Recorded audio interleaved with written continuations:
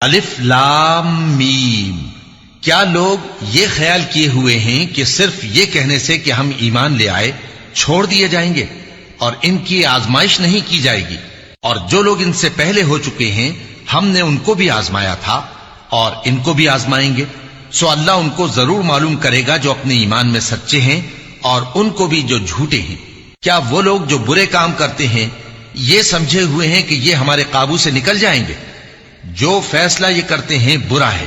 जो शख्स अल्लाह की मुलाकात की उम्मीद रखता हो तो अल्लाह का मुकर्रर किया हुआ वक्त जरूर आने वाला है और वो सुनने वाला है, जानने वाला है। और जो शख्स मेहनत करता है तो अपने ही फायदे के लिए मेहनत करता है। बेशक अल्लाह तो सारे जहान से बेनियाज है। और जो लोग ईमान लाए और नेक अमल करते रहे हम उनके गुनाहों को उनसे दूर कर देंगे और उनको उनके अमाल का बहुत अच्छा बदला देंगे।